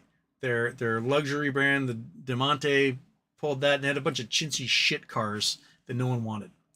And they're like, oh man, what happened to we can't sell a car to save our lives? Yeah, because you took all the cool cars and you stopped bringing them to the United States. So Mitsubishi started going under. So Nissan bought a stake in them. Nissan was having problems with their own. Renault was having problems in Paris. So they did this like joint ownership agreement where Nissan owned a chunk of Renault owned a chunk of Nissan. And the guy that was put in charge of running it happened to be a giant criminal who got arrested for fraud. And then Carlos, what was that guy's name? Carlos something or other. And then had like a crazy escape story where he like climbed into speaker cabinets from some sort of convention at a hotel and then was smuggled out of the country. And he's now like living in Lebanon, avoiding on a warrant for his arrest in Japan. And a crazy story if you happen to read about that. Carlos Sims? No, not Carlos Sims is the guy in Mexico that owns all the phone companies. What's that dude's name? I can't remember. But so yeah, so Nissan and Nissan's quality has just gone to dirt. Absolute just dirt. Which means their number one seller, the Nissan Altima, which also is super cheap compared to a lot of other cars in the same price range, get purchased by a whole bunch of LPNs who barely pass their driving test and, you know, I don't know, are like shooting up drugs or something, and they just get hit and runs all the time. And then if you look at auction sites, like you scroll cars on auction sites, it is like, you know, you have your Toyota Camrys, Toyota Corollas, and it's just Altimas forever because they just get obliterated by these LPNs. Big Altima energy. So Nissan's in trouble. Their cars have become like chintzy plastic shit that aren't very reliable, not very Japanese, because there's too much French influence into how terrible they're being made. And even like the flagship Nissan Z has a Renault V6 in it. You're like, French V6 in a Japanese car? Like, what is going on? And you know, their super flagship, the GTR, has not had a upgrade in almost 20 years. So it's 2006 or something when that model came out. And it's just been the same like ever since. And yeah, so I think as long as the merger happens and it's not like a Boeing McDonnell Douglas where Boeing was the good company, McDonnell Douglas was the shit company, and when they merged, they made the McDonnell Douglas people all in charge and then made Boeing a shit company. If you can take Honda, the good company, and Nissan, the shit company, and you merge them and Honda can remain on top, well, then Nissan will have a chance. But yeah, like, we'll see how it goes. Nissan definitely needs like a Toyota way overhaul. That's for sure. Dig to Doink. I think it's because forward looking, they went from 4 planned rate cuts in 2025 down to 2 in 2025 because of uncertainty around what the dump is going to do. Yeah. I mean, you're cutting rates, and meanwhile there's like a Yosemite Sam just like shooting guns into the air outside, and you're like, I hope it doesn't come in here and mess everything up. That's where we are. Kevin, the green chat says, such a long time, Julius. I'm not really quite sure. That's in Carlos Goshen. Thank you. I think that's the one. Yes. Thank you. I knew someone was going to look it up for me. And I think he's in Lebanon. Still fleeing the long arm of the law in Japan. Tempe Buckeye, Houston. Former SPC took 600 P 1219 53 cents to 1320. Hello Santa. Nice. All right. Juice Man, you can come here, rant. Hold your questions, folks. That was a while ago. It wasn't that bad of a rant. It was a little bit of one. 341, first time caller. From what I read on Twitter, the market dropped because the Fed announced fewer upcoming cuts than previously expected. Inflation is still slightly higher than what was expected. Yeah, the fact that the Fed even cut rates when inflation has not gotten to the 2% level they've wanted shows that they're undermining their own goals. Like, I had said don't cut rates back in September because you had not gotten your 2% mark. And they're like, good enough, cut. And then inflation went up. Oh well, like, either you have a goal or you don't. Pick one, man. But, you know, we're kind of doing like Canada, and Canada's just slashing rates right now and is not doing them any favors. Dig to Doink saw a post on Reddit that the International Space Station is in bigger trouble than NASA is leading on. What are your thoughts? Is it decaying faster than we thought? ISS orbit decay faster. Come on, man.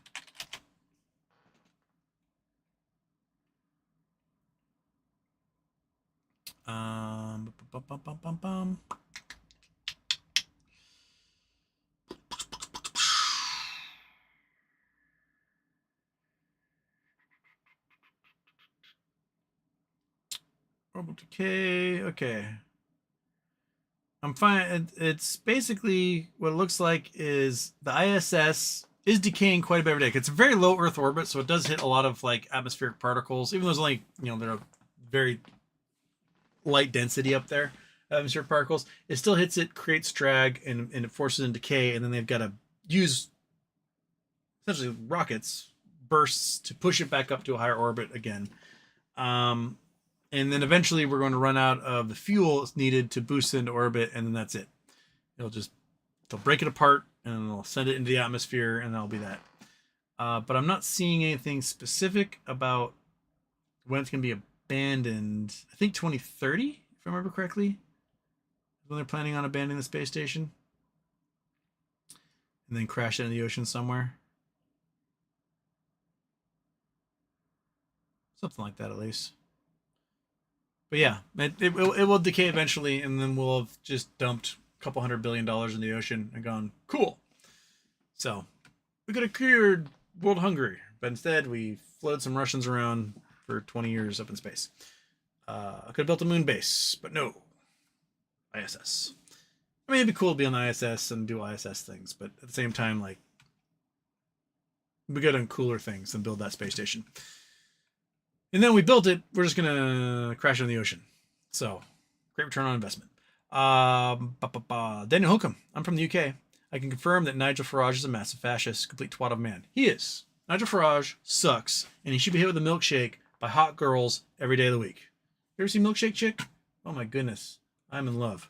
Hot girl milkshake Nigel Farage. Where is she? Hot blonde. This chick. Yeah, man. Okay. This girl right here. Boom. Milkshake Nigel Farage. Look at that. Look at that big old, like, rooster tail. Gonna hit him in the face.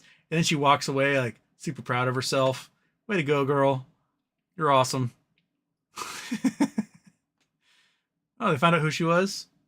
Woman through Milkshake Nigel Farage unmasked as labor-backing adult model. Hey, there you go. See? Even the porn girls know what side of their bread is buttered. Good job. Good job, hot milkshake throwing girl. All right. So, yeah, hit Nigel Farage with milkshakes. That's pretty much, he should not be able to leave the home in the morning without getting hit with a milkshake.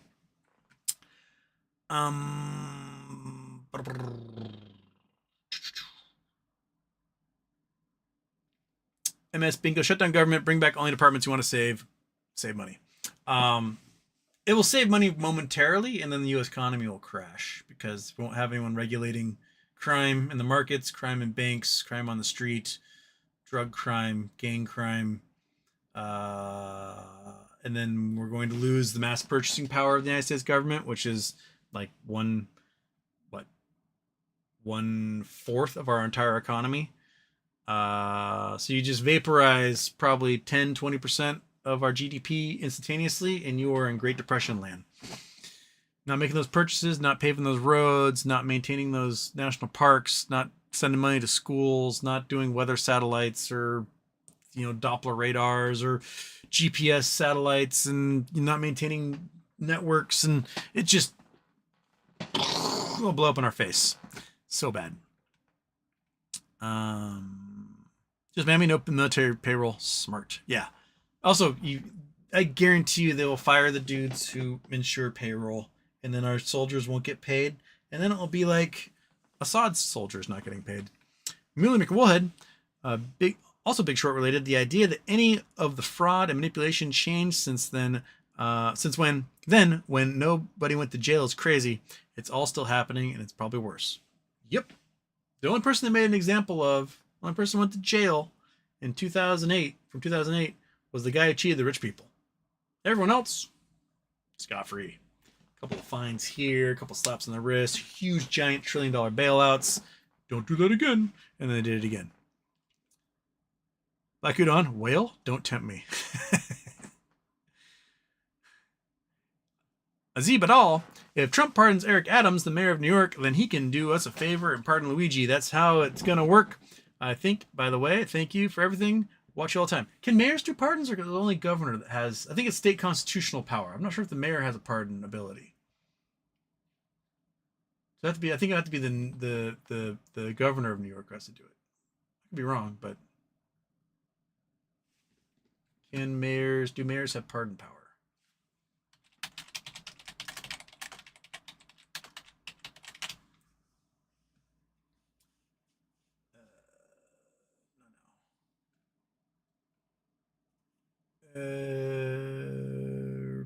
Usually held by governor or the board of pardons. No, mayors do not have pardon power. Municipal pardon power.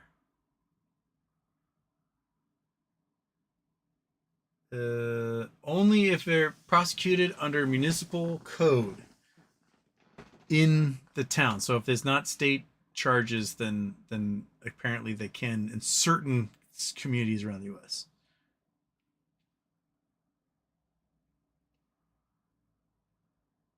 Huh, all right. There you go. Michael Harrow. How can Steve Cohen afford to pay Juan Soto $700 million? That, he after January, he probably can't. Do you see the picture of Juan Soto in his Mets uniform in front at the stadium being like, woo! And he's got this giant gut. The dude's 26 years old. He has full-on dad bod going on, and he just signed a 15-year, $700 million deal. So for a dude who can't field to save his life, that's a lot of money for a DH. So, yeah, I would expect Juan Soto to come in with six-packed abs after signing a $700 million deal, but he's probably having a great time. He's not doing anything; it's guaranteed. So he could like sit on his butt and be like, what's his butt from Los Angeles, of the Angels, who's not doing dick after his multi-$100 million deal. Mark Pierpoint sold $27 GME puts expiring Jan 17th last week for $235, hoping to pick up 100 shares for the break even. 2,450, though even if it dips 2,650, I doubt I get put with shares. Yeah, they generally don't. If anything, you can buy them back cheaper or whatever, or if you have to, without having to exercise. But yeah, Doink to Doink. I don't mind stealing bread from the mouths of decadence. Well said, Temple the Dog. All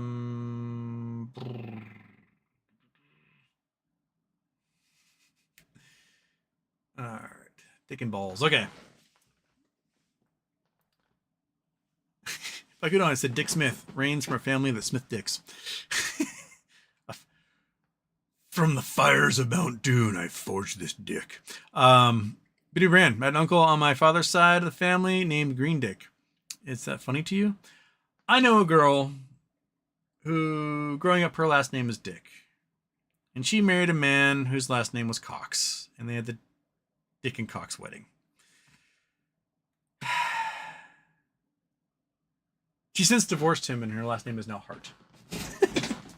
She changed her name. It's like, I'm no longer going to be a dick. I'm going to be a heart. Okay. Spreading joy. Okay. Dig Dug Doink. Hot take. E-commerce creates a shitload of return waste. That it does. And there needs to be a lot more outlet sales for major websites for the stuff that gets returned. Like, I bought a code reader for the BMW. And I got this warning when I bought it that's from Amazon. It's like, whoa, before you purchase this, I gotta let you know, like 99% of these get returned. It's because the person purchases it, plugs it in, goes, oh, that's my code, and then they fix their car and they send it back and get their $200 back. Right? They're just renting a code reader is what they're doing. And so yeah, there needs to be a larger outlet service available for a lot of these things to get returned, especially when the packaging gets all ruined and stuff. So yeah. I saw a thing about this British guy who, what was it he did? He bought a whole bunch of asphalt, like 5-gallon buckets of asphalt from Amazon. He's in England. And he then fixed roads, like potholes, with that asphalt. And then he put a bunch of like sand and crap back inside and shipped it back to Amazon, returned it for money. He got a lawyer, and the lawyer is like, yeah, that's a crime. Like, you can get charged with theft. He's like, but I created an offshore company based in the Bahamas that purchased that and sent it back. And I live in England. And the lawyer was like, oh, then you just got away with it. So he like went out and fixed the roads for free on Amazon's dime. And then because he created an offshore company that purchased the asphalt, he got away with it. It's brilliant. I like it. I like that scam. It was a hilarious scam. D. Houston, do you think that prick Elon can actually force a government shutdown? Elon's basically telling everyone, I will spend hundreds of millions of dollars to get you unelected if you don't do what I say. And they may start listening to him, or they may go to the SEC and be like, do something about this asshole. Because if he pisses off Trump enough, if he pisses off members of Congress enough, they will find a way to take everything he loves away from him. They will take his companies. They will take his stock. They will take his cash. They will take his citizenship. Like, he's throwing around weight like he's like swinging a big dick right now. But he's not liquid to the point where he can do the damage he promises without crashing his own stocks and vaporizing his own net wealth. So if he pisses off Trump enough, like, it might only take one SNL skit.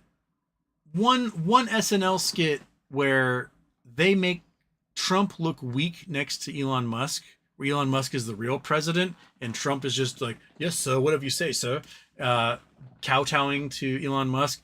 That will be enough for Trump to be like, get rid of him. And then that'll be it. You'll never hear from Elon Musk again. So, I guess it comes down to what dirt Putin has on both of them that he can like make Trump have to deal with Musk the entire time. I don't know. But I think Musk is definitely wearing out his welcome, that's for sure. Vindicator, 2024 are not being paid in full. They are getting pennies on the dollar. If the emerging entity wants to use the nulls, the 2024 has to be paid in full. That's the way it is. You can't partially pay them and then take the company and enjoy the nulls. Because if you leave unpaid bondholders after that, the nulls cannot be used.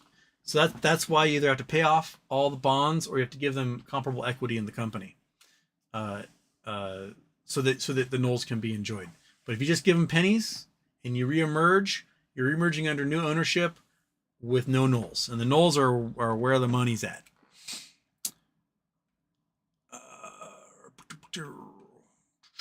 D. Houston, do you own any BBYQ bonds? I do not. I keep meaning to buy some, and then I make other plays when the money settles, and I don't get the bonds. Indicator 2024 is mostly owned by Freeman Capital, and we're being dumped when his plan to liquidate BBY fails. I also have the feeling that a whole bunch of 2024s might be owned by a Ryan Cohen or a shell company controlled by Ryan Cohen. And if there are a whole bunch of naked bonds out there, Ryan Cohen potentially could own all the 2024 bonds, have him registered and forgive himself, and then Freeman gets nothing from it. That could also happen. Alt F4, press them. Houston, if some people don't have the cash for GME options, would it make sense to buy super cheap options in basket stocks like Cost or BlackBerry for a decent but not astronomical gains? Well, Cost does not have an options chain. BlackBerry had a little pop, but not much in 2021. Yeah, so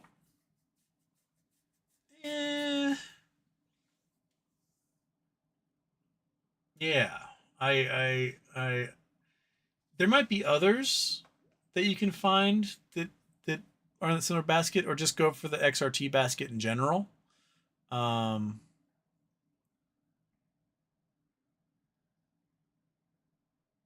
Maybe that, or just buy shares. Just buy shares and hope the MOAS hits. I've got my shares, and now I'm doing my plan B in case MOAS doesn't hit, or they do the halt button or whatever.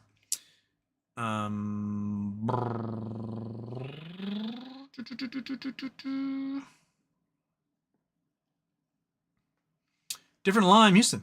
If you are so confident everything is all normal, why the weird reactions to drones Stewart International Airport closed?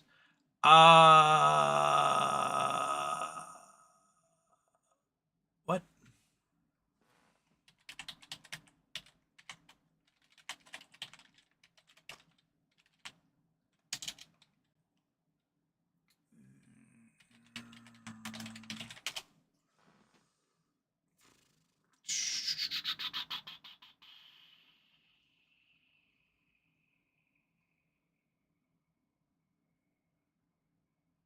So drone shuts off a runway at airport.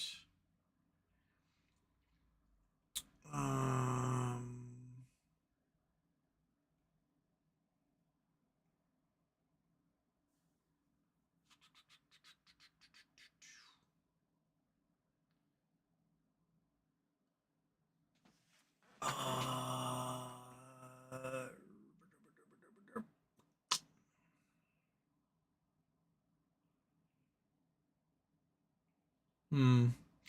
Go away. I want something better than that New York Post. Drone sign temperature shuts down runways. So this is 60 miles east of New York. So this is on Long Island, I presume. The runways for an hour. Federal Administrator said the drone was spotted in the area at 9:30 p.m. No impacts flight operations during the closure. So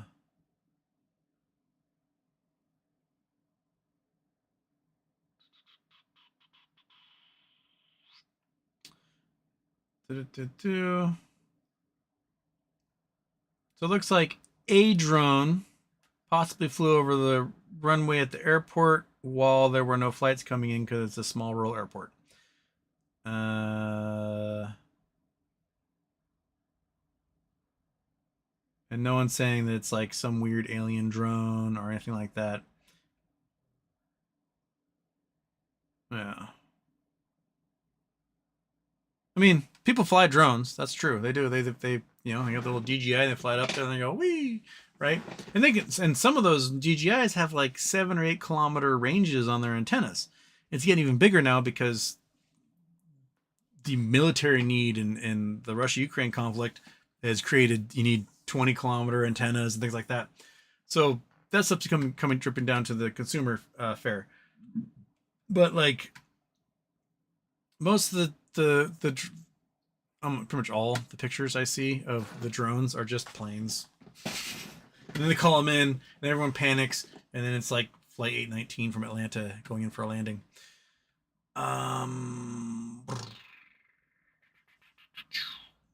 Aria Shadow, USA has 60 trillion in debt.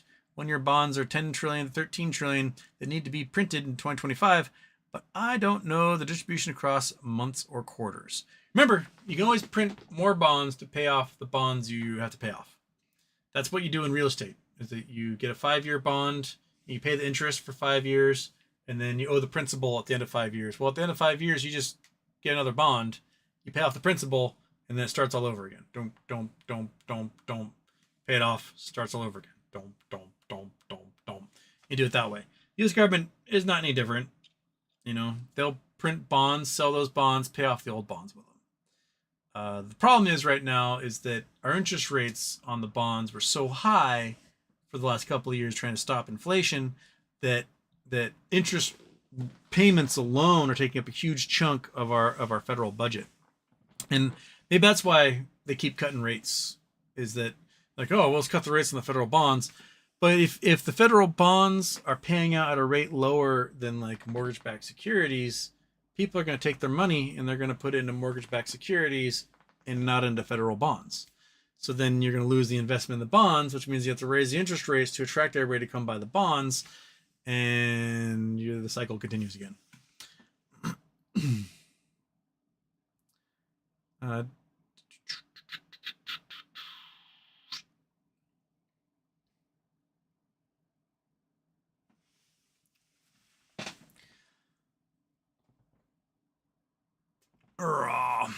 Iran will hold your hat because Trump will somehow manage to add that figure bigger and better than ever. Oh, talking about the bonds. Yes.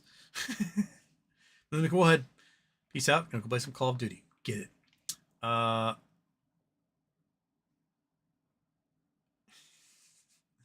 right, talking about various CEOs who may or may not get off. Since year 206, after 4 years, what proof do we have that GME goes negative beta? There hasn't been a run in a while. In the market dip today, why no rip? I mean, yeah, we can see what the negative beta is doing right now.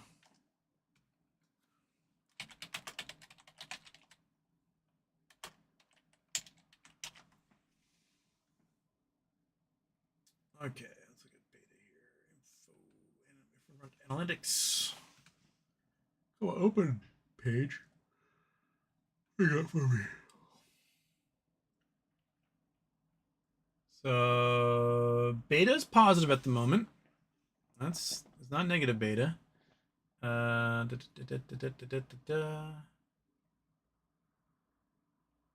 that's GME, yeah.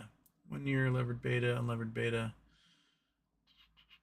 I guess we might be still going off 21, 22, being like, that's negative. But the fact that it's shorted as heavy as it is means that when the shit does hit the fan,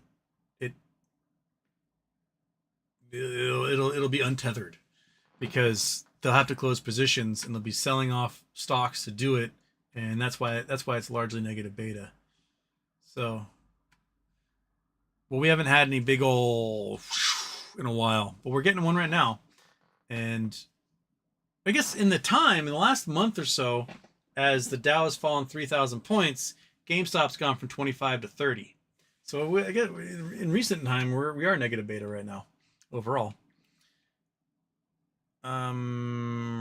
D says, man, I loved living in West Seattle back in the day. I had a nice 2-bedroom on Avalon Way in the mid-90s. It was $600 a month, and I could afford it on a barista salary. Oh, those were the days, weren't they? Man. Not that way anymore. Now, for $600, you can get a 80 square foot bedroom in the basement of a house in Des Moines.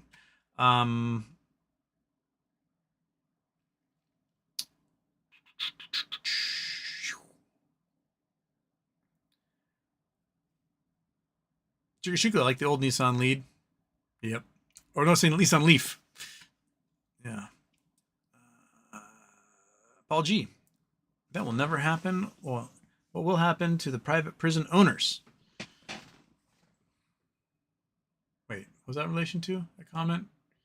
I do think we should eliminate private prisons. There should not be a private prison in the United States ever.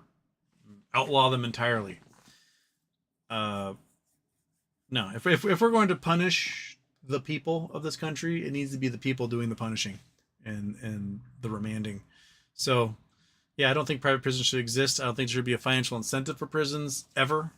It should be the goal to have fewer prisons in a country, because your citizens are performing such a diligent job of being upstanding individuals that we don't need to imprison them.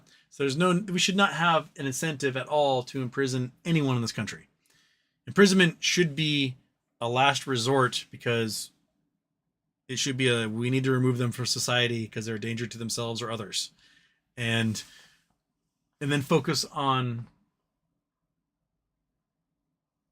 make it so there's no recidivism. They don't go back to that lifestyle. Treating them like human beings, getting them educated, getting them understanding the rights and wrongs, right? If there's potential for rehabilitation, we should rehabilitate. I think if we have prisons in this country, you don't put hardened criminals with the small time offenders. Meaning, let's say, I don't know, vehicular homicide, you get sentenced to 5 years, right? Maybe you're driving drunk, maybe you're negligent, but in the end, like, you weren't intentionally trying to like wipe somebody out. It is a horrible event that happened. You should be punished for it, for taking a life, etc. You get 5 years, you go to state prison, right? You're in that cell block with people that are serving 20 to life for premeditated murder, host of crimes, dozens of charges, folks that will never get out. So whatever they do in that prison, it doesn't matter because they know they're going to see the light of day, and their behavior towards somebody who's in there for a short period of time can vastly change for the worse the life of that person is in there for 5 years. So I would say you only put prisoners with similar sentences into the similar units, and then they never communicate or talk to or see anyone outside of that. It'd be expensive, but probably not any more expensive than our private prison system as it is right now. You know, you have the murderers on the murderer side, you've got the burglars on the burglar side, you've got the petty theft on the petty theft side, you got the, like, you know, just kind of keep them away from each other, as it were. And it'd be expensive, but I think it would reduce recidivism in a large way. And inside those units, you spend the money on rehabilitation and making sure that when they get out, there's life for them outside, that they want to achieve something other than crime, that they don't have to resort to it because they can't get jobs when they get out, etc. So give them skills, give them all the things they need, and go from there.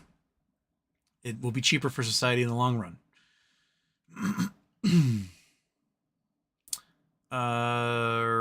Just Memmy, wow. In percentage terms, this is tracking as the 6th biggest single day VIX spike ever. Let's look at the VIX. So we were at $15. We spiked up to $28.08 at one point. Almost 100%. Really, really close. What did the VIX options do? Let's see what UVXY options chain. What did it do today? So 15 was where it started. It was here. These are the weeklies. So my guess is that they started at about $1, maybe $1.50. They're worth $10 now. Not too shabby. The ask was 14. Huh. So yeah, maybe that's holy smokes. Look at the implied volatility. 830%. This was where the VIX was this morning at $15. Implied volatility is now 830% with 2 days left of trading before it goes away. That is crazy. Crazy. Man. Percent change on these suckers up 1,500%. So yeah, these were pennies. Holy smokes, someone made a fortune off of that. 25s. It's at 28 right now after hours. So, dude. Whew.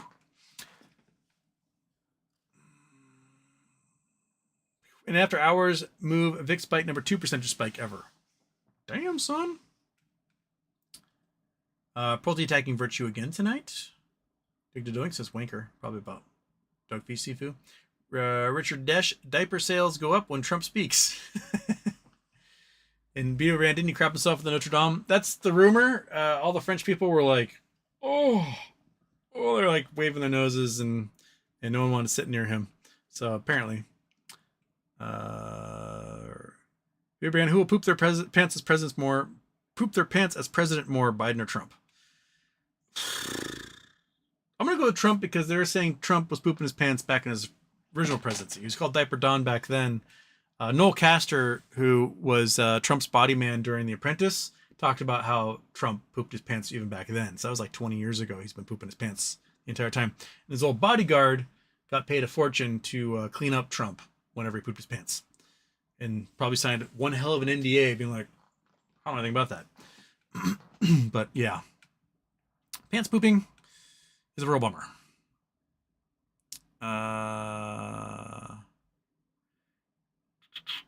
Vegas knows. All right. I gotta get going. I'm at the 2-hour mark. I'll probably see you guys Friday. Depending on when I get home tonight, I might try to do another GeoGuessr. I did GeoGuessr not last night. Monday night I did GeoGuessr. I might do another GeoGuessr tonight if I get back in time. I'll probably see you guys Friday unless things get really weird tomorrow, and then I'll come on. But have a great night. Wear Christmas shirts. It's the season. You know, I got little Santas, little hula girls, and tea leaves. So, peace out. Have a good night. And it's dark outside, so why not this?